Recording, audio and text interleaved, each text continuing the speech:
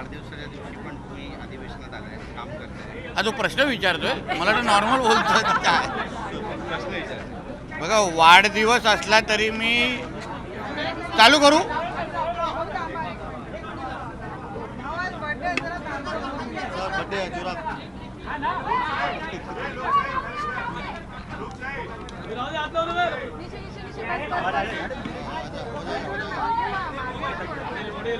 हे रोल काय बोला. वाढदिवसाच्या दिवशी अधिवेशनात तुम्ही काम करताय, अत्यंत महत्त्वाच्या मुद्द्यांवर आज चर्चा सुद्धा झाली. काय म्हणतो? असं आहे की वाढदिवस असला तरी मी जनतेचा सेवक आहे.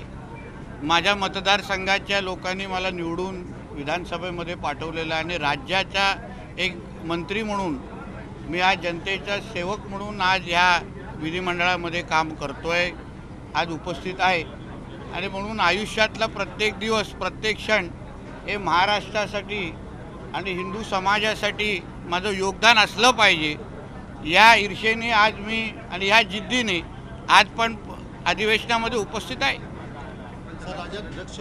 ट्रिपल तलाकबद्दल आज चर्चा झाली, काय नेमकी भूमिका? असं आहे की मुळामध्ये जो विचारलेली जी लक्षवेधी होती, जे आमच्या फरांदेताई आमदारांनी विचारलेली, मुस्लिम महिलांवर झालेला अत्याचार आणि त्या संबंधित झालेला GR आणि त्याला संबंधित आमचे मंत्री योगेश कदमजी अतिशय समर्पक असं उत्तर देत असताना या आम्ही जे वारंवार गजवाय हिंदचा मी उल्लेख करतो आम्ही की जिथे या हिंदू राष्ट्राला इस्लाम राष्ट्र बनवण्याचे जे मनसुबे आहेत त्याचे काही चित्र आज विधिमंडळामध्ये बघायला मिळालं.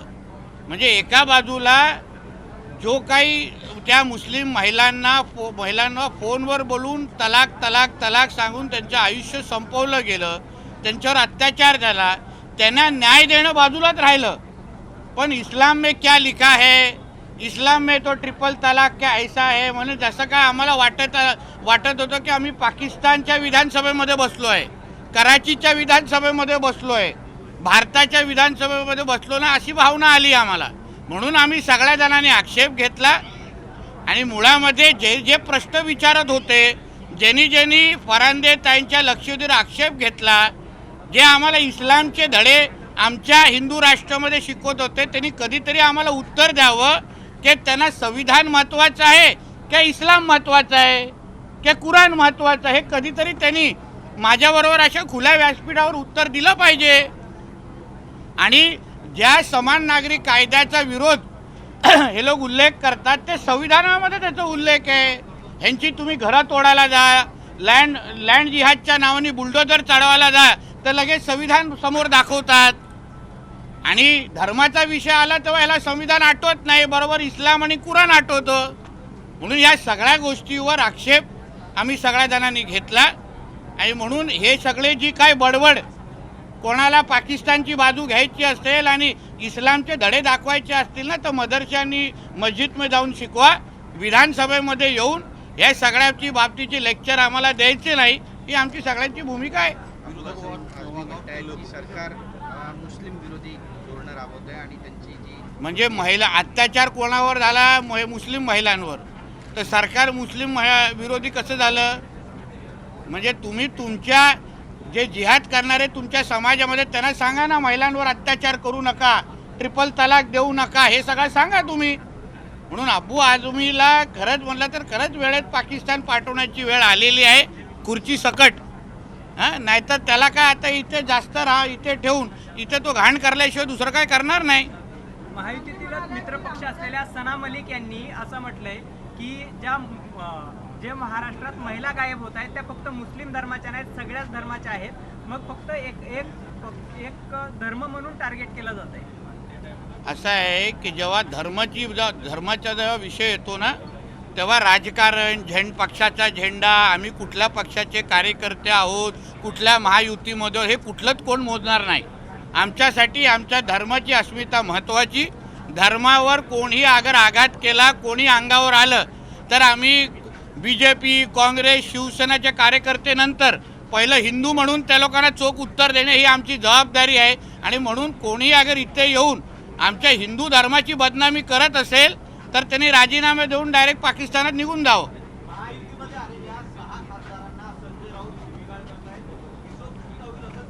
पण मला आश्चर्य असं वाटतं, बाळासाहेबांचा काळ अगर काही असंख्य ज्येष्ठ पत्रकार सांगतील, ऑपरेशन तुडवा सुरू कधी होणार आहे त्याची काय वेळ तारीख ठरली आहे का? बाळासाहेब असते तर अजूनपर्यंत सुरू झालं असतं.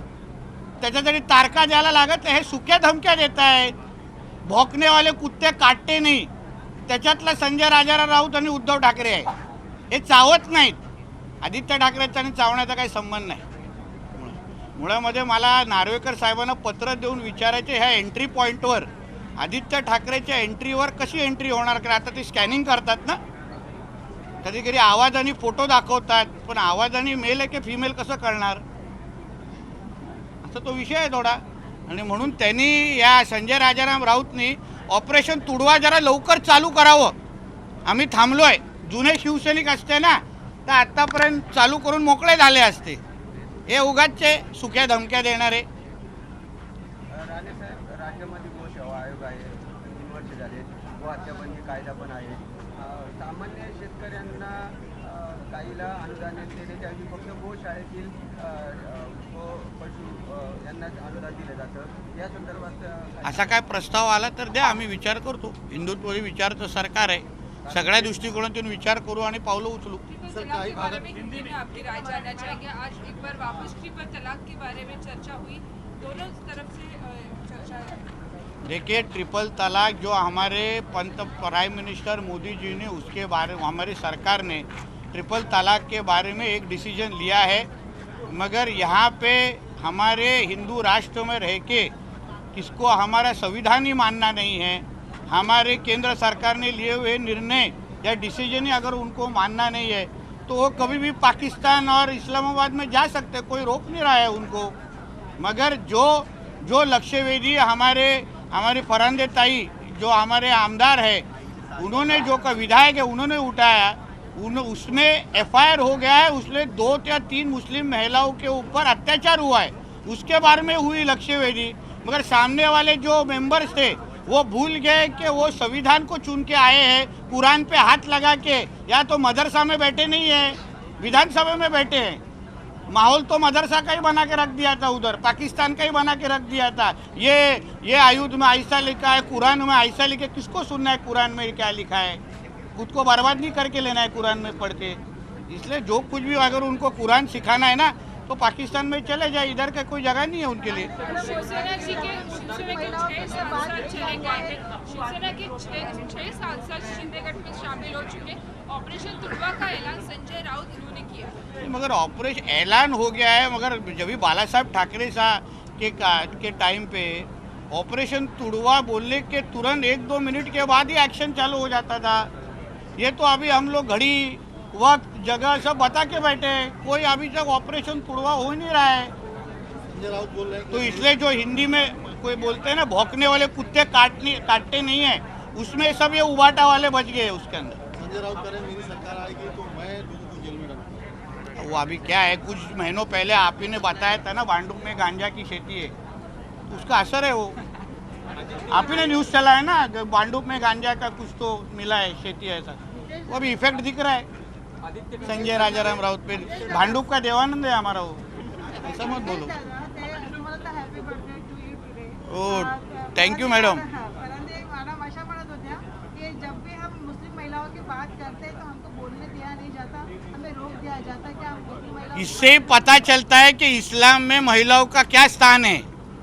जब भी हम महिलाओं के हित में बात कर रहे हैं, फिर वो हिंदू हो, मुसलमान हो, क्रिश्चियन हो, कोई भी, अगर उनकी हित की बात हो रही होगी तो हमें सभी को उसके साथ में आके उसके लिए करना चाहिए. मगर तो भी कुरान को सामने रख के उन महिलाओं के ऊपर किया हुए अत्याचार को जस्टिफाई किया जा रहा था. यही क्या कुरान में लिखा है क्या? इसी को इस्लाम कहते हैं क्या? इसका जवाब वो लोग ने देना चाहिए.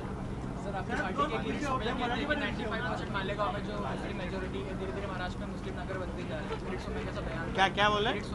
हाँ, तो वही कम करने के लिए तो हम लोग सत्ता में है ना, वही करने के लिए तो हमारी हिंदुत्व की सोच की सरकार है. अभी 2025 में 26 में अगर 95 पे बोल रहे हैं ना, तो 2029 तक इसको, हाँ तो 95 तो साफ कर देंगे ना 29 तक. शिवाजीनगर गोंडली कीड़े मकोड़े वो साफ हो जाएगा। शिवाजीनगर गोंडली मानपुर जहाँ पे अबू आजमी आमदार है, ड्रग्स बड़ी तेजी से फैल रहा है, इसको कैसे सरकार कार्रवाई करेगी? क्योंकि ये लोग ही उनको एजेंट को पालने वाले ही ये अबू आदमी वाले लोग सब लोग है ना। वहाँ का स्थानिक विधायक ही अगर उसको बंद नहीं करवा सकता है तो उसका जिम्मेदार अबू आदमी जैसे विधायक ही है। मैं मेरे कॉन्स्टिट्यूंसी में अगर ऐसा कुछ गलत हरकतें होती रहेंगी तो जिम्मेदारी मेरी भी होती है उसको बंद करने के लिए। तो फिर अबू आदमी जी को मालूम नहीं उनके उधर ड्रग्स भी सप्लाई कौन करता है। थोड़ा मदरसा में चले जाएंगे तो मिल जाएंगे उधर। राणेसाहेब बीड मधला एक प्रश्न, एक तरुण भांडण सोडवण्यासाठी गेला होता, मात्र त्याची हत्या करण्यात आली।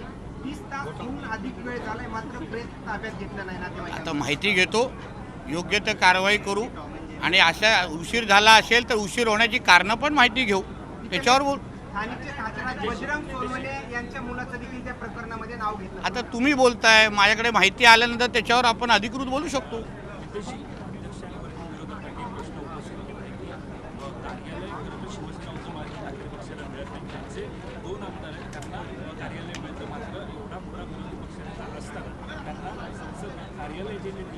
कोणाकडे विरोधी पक्ष नेता आहे?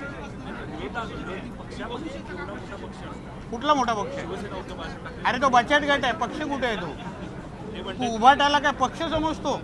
आणि त्याच्यापेक्षा बचत गटाचे मेंबर असतात। कुठलं तर पक्षापेक्षा आता मोठी गोष्ट झाली रे। उलटा आमचे कोकणातले मुंबई मंडळामध्ये जास्त सदस्य आहेत। विचार आमच्या विधानभवनाच्या पायऱ्यावरती बसून जेवण करू।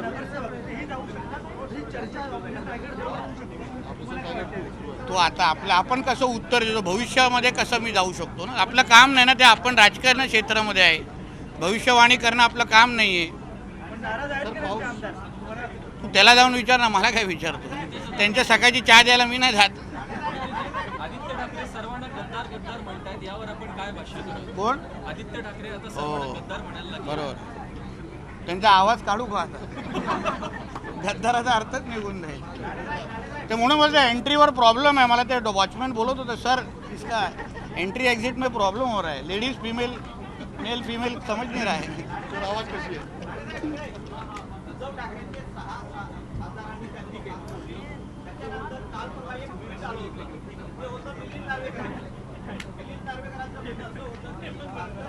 याचा अर्थ एवढाच आहे की भास्कर जाधव कधी अगर चुकून त्यांना विरोधी पक्षनेता मिळाला तर भास्कर जाधव विरोधी पक्षनेता नसणार, म्हणजे आदित्य ठाकरे बनणं कन्फर्म आहे। अगर मिळालं तर, ते काय मिळत नाही पण मिळालं तर। तसंच उद्धव ठाकरे काय राजीनामा देण्याचं जे काय नाटक चालू आहे ना, ह्याचा अर्थच आहे की आदित्य किंवा रश्मी ठाकरेंना बनवा।